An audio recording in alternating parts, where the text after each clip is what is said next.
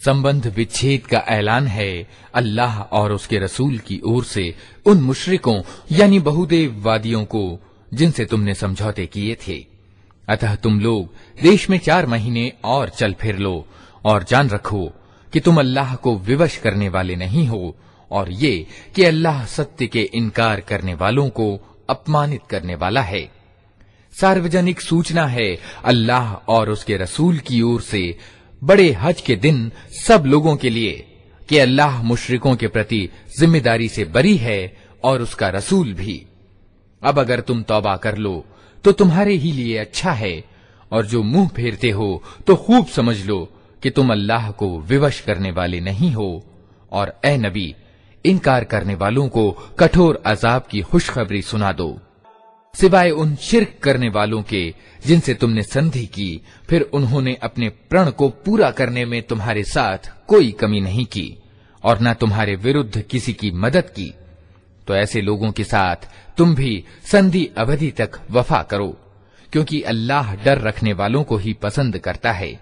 अतः जब हराम यानी वर्जित महीने बीत जाएं, तो मुशरिकों यानी बहुदेव वादियों को कत्ल करो जहां पाओ, और उन्हें पकड़ो और घेरो और हर घात में उनकी खबर लेने के लिए बैठो। फिर अगर वे तौबा कर लें और नमाज कायम करें और ज़कात दें तो उन्हें छोड़ दो। अल्लाह क्षमाशील और दयावान है। और अगर मुशरिकों यानी बहुदेव वादियों में से कोई व्यक्ति शरण मांगकर तुम्हारे पास आना चाहे ताकि अल्लाह की वाणी सुने, तो उसे शरण दे दो, यहां तक कि वो अल्लाह की वाणी सुन ले। फिर उसे उसके सुरक्षित स्थान तक पहुंचा दो। ये इसलिए करना चाहिए कि ये लोग ज्ञान नहीं रखते। इन मुशरिकों यानी बहुदेव वादियों के लिए अल्लाह और उसके रसूल के नजदीक कोई संधि आखिर कैसे हो सकती है, सिवाय उन लोगों के जिनसे तुमने प्रतिष्ठित मस्जिद के पास समझौता किया था। तो जब तक वे तुम्हारे साथ सीधे रहें, तुम भी उनके साथ सीधे रहो, क्योंकि अल्लाह डर रखने वालों को पसंद करता है। मगर उनके सिवा दूसरे मुशरिकों यानी बहुदेव वादियों के साथ कोई समझौता कैसे हो सकता है, जबकि उनका हाल ये है कि तुम पर काबू पा जाएं, तो न तुम्हारे मामले में किसी नाते रिश्ते की परवाह करें, न किसी समझौते की जिम्मेदारी की। वे अपनी जबानों से तुमको राजी करने की कोशिश करते हैं, मगर दिल उनके इनकार करते हैं और उनमें से ज्यादातर अवज्ञाकारी हैं। उन्होंने अल्लाह की आयतों के बदले थोड़ा सा मूल्य स्वीकार कर लिया, फिर अल्लाह के मार्ग में रोक बनकर खड़े हो गए। बहुत बुरी करतूत थी जो ये करते रहे। किसी ईमान वाले यानी मोमिन के मामले में न ये नाते रिश्ते की परवाह करते हैं और न किसी समझौते की जिम्मेदारी की, और ज्यादती हमेशा इन्हीं की ओर से हुई है। अतः अगर ये तौबा कर लें और नमाज कायम करें और ज़कात दें, तो तुम्हारे धर्म संबंधी भाई हैं, और जानने वालों के लिए हम अपने आदेश स्पष्ट किए देते हैं। और अगर प्रतिज्ञा करने के बाद ये फिर अपनी कस्मों को तोड़ डालें और तुम्हारे धर्म पर हमले करने शुरू कर दें, तो कुफ्र यानी अधर्म के ध्वजावाहकों से युद्ध करो, क्योंकि उनकी कस्मों का कोई भरोसा नहीं। शायद कि फिर तलवार ही के जोर से वे बाज आएंगे। क्या तुम न लड़ोगे ऐसे लोगों से जो अपनी प्रतिज्ञा भंग करते रहे हैं और जिन्होंने रसूल को देश से निकाल देने का निश्चय किया था, और ज्यादती का आरंभ करने वाले वही थे? क्या तुम उनसे डरते हो? अगर तुम ईमान वाले हो तो अल्लाह इसका ज्यादा हकदार है कि उससे डरो, उनसे लड़ो। अल्लाह तुम्हारे हाथों से उनको सजा दिलवाएगा और उन्हें अपमानित करेगा, और उनके मुकाबले में तुम्हारी मदद करेगा, और बहुत से ईमान वालों के दिल ठंडे करेगा और उनके दिलों की जलन मिटा देगा, और जिसे चाहेगा तौबा का सौभाग्य भी प्रदान करेगा। अल्लाह सब कुछ जानने वाला और सर्वज्ञ है। क्या तुम लोगों ने ये समझ रखा है कि यूं ही छोड़ दिए जाओगे? हालांकि अभी अल्लाह ने ये तो देखा ही नहीं कि तुम में से कौन वे लोग हैं जिन्होंने उसकी राह में जान तोड़ संघर्ष किया, और अल्लाह और रसूल और ईमान वालों के सिवा किसी को जिगरी दोस्त न बनाया। जो कुछ तुम करते हो अल्लाह उसे खूब जानता है। मुशरिकों यानी बहुदेव वादियों का ये काम नहीं है कि वे अल्लाह की मस्जिदों के मुजाविर और उसके सेवक बने, जबकि अपने विरुद्ध वे खुद कुफ्र यानी अधर्म की गवाही दे रहे हैं। उनका तो सारा किया धरा अकारथ गया और जहन्नम में उन्हें हमेशा रहना है। अल्लाह की मस्जिदों के आबाद करने वाले मुजाविर और सेवक तो वही लोग हो सकते हैं जो अल्लाह और अंतिम दिन को माने और नमाज कायम करें, ज़कात दें और अल्लाह के सिवा किसी से न डरें। उन्हीं से ये उम्मीद है कि सीधी राह चलेंगे। क्या तुम लोगों ने हाजियों को पानी पिलाने और प्रतिष्ठित मस्जिद काबा की मुजाविरी करने को उस व्यक्ति के काम के बराबर ठहरा लिया है जो ईमान लाया अल्लाह पर और अंतिम दिन पर जिसने संघर्ष किया अल्लाह के मार्ग में? अल्लाह की नजर में तो ये दोनों बराबर नहीं हैं और अल्लाह जालिमों को राह पर नहीं लगाया करता।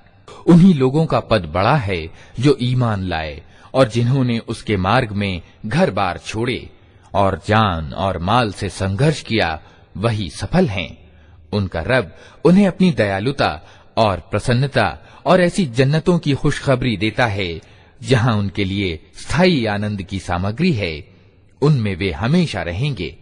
यकीनन अल्लाह के पास सेवाओं का बदला देने को बहुत कुछ है। ऐ लोगों जो ईमान लाए हो, अपने बापों और भाइयों को भी अपना साथी न बनाओ अगर वे ईमान के मुकाबले में कुफ्र यानी अधर्म को प्राथमिकता दें। तुम में से जो उनको साथी बनाएंगे वही जालिम होंगे। ऐ नबी कह दो कि अगर तुम्हारे बाप और तुम्हारे बेटे और तुम्हारे भाई और तुम्हारी पत्नियां और तुम्हारे नाते रिश्ते वाले और तुम्हारे वे माल जो तुमने कमाए हैं और तुम्हारे वे कारोबार जिनके मंदा बढ़ जाने का तुमको डर है और तुम्हारे वे घर जो तुम्हें पसंद हैं, तुमको अल्लाह और उसके रसूल और उसकी राह में जिहाद यानी संघर्ष करने से ज्यादा प्रिय हैं, तो इंतजार करो यहां तक कि अल्लाह अपना फैसला तुम्हारे सामने ले आए। और अल्लाह अवज्ञाकारियों को मार्ग नहीं दिखाया करता। अल्लाह इससे पहले बहुत से अवसरों पर तुम्हारी मदद कर चुका है। अभी हुनैन की लड़ाई के दिन उसकी मदद की हालत तुम देख चुके हो। उस दिन तुम्हें ज्यादा संख्या का गर्व था, मगर वो तुम्हारे कुछ काम न आई और जमीन अपनी विशालता के बावजूद तुम पर तंग हो गई और तुम पीठ फेर कर भाग निकले। फिर अल्लाह ने अपनी सकीनत यानी प्रशांति अपने रसूल पर और ईमान वालों पर उतारी और वे सेनाएं उतारी जो तुमको दिखाई न देती थीं, और सत्य का इनकार करने वालों को सजा दी कि यही बदला है उन लोगों के लिए जो सत्य का इनकार करें। फिर तुम ये भी देख चुके हो कि इस तरह सजा देने के बाद अल्लाह जिसको चाहता है तौबा का सौभाग्य भी प्रदान करता है। अल्लाह माफ करने वाला और दया करने वाला है। ऐ लोगों जो ईमान लाए हो, मुशरिक यानी बहुदेव वादी नापाक हैं, अतः इस वर्ष के बाद ये प्रतिष्ठित मस्जिद यानी काबा के पास न भटकने पाएं। और अगर तुम्हें तंग दस्ती का डर हो तो दूर नहीं कि अल्लाह चाहे तो तुम्हें अपने अनुग्रह से धनी कर दे। अल्लाह सर्वज्ञ और तत्वदर्शी है। युद्ध करो किताब वालों में से उन लोगों के विरुद्ध जो अल्लाह और अंतिम दिन पर ईमान नहीं लाते और जो कुछ अल्लाह और उसके रसूल ने हराम ठहराया है उसे हराम नहीं करते और सत्य धर्म को अपना धर्म नहीं बनाते। उनसे लड़ो यहां तक कि वे अपने हाथ से जिज़िया यानी रक्षा कर दें और छोटे बन के रहें। यहूदी कहते हैं कि उज़ैर अल्लाह का बेटा है और ईसाई कहते हैं कि मसीह अल्लाह का बेटा है। ये असत्य बातें हैं जो वे अपनी जबानों से निकालते हैं। उन लोगों की देखा देखी जो इनसे पहले कुफ्र यानी अधर्म में ग्रस्त हुए थे। अल्लाह की मार इन पर, ये कहां से धोखा खा रहे हैं। इन्होंने अपने धर्म ज्ञाताओं और दुनिया से विमुख संत को अल्लाह के सिवा अपना रब बना लिया है और उसी तरह मसीह इब्न मरियम को भी। हालांकि उनको एक पूज्य के सिवा किसी की बंदगी करने का आदेश नहीं दिया गया था, वो जिसके सिवा कोई बंदगी का अधिकारी नहीं। पाक है वो उन शिर्क यानी बहुदेववाद संबंधी बातों से जो ये लोग करते हैं। ये लोग चाहते हैं कि अल्लाह की रोशनी को अपनी फूंकों से बुझा दें, मगर अल्लाह अपनी रोशनी पूर्ण किए बिना मानने वाला नहीं है, चाहे अधर्मियों को ये कितना ही अप्रिय हो। वो अल्लाह ही है जिसने अपने रसूल को मार्गदर्शन और सत्य धर्म के साथ भेजा है ताकि उसे दीन की पूरी जिन्स यानी पूरे आकार प्रकार पर प्रभावी कर दे, चाहे मुशरिकों यानी बहुदेववादियों को ये कितना ही अप्रिय हो। ऐ लोगों जो ईमान लाए हो, इन किताब वालों के ज्यादातर धर्म ज्ञाता यानी उल्मा और दुनिया से विमुख संतों का हाल ये है कि वे लोगों के माल गलत तरीकों से खाते हैं और उन्हें अल्लाह के मार्ग से रोकते हैं।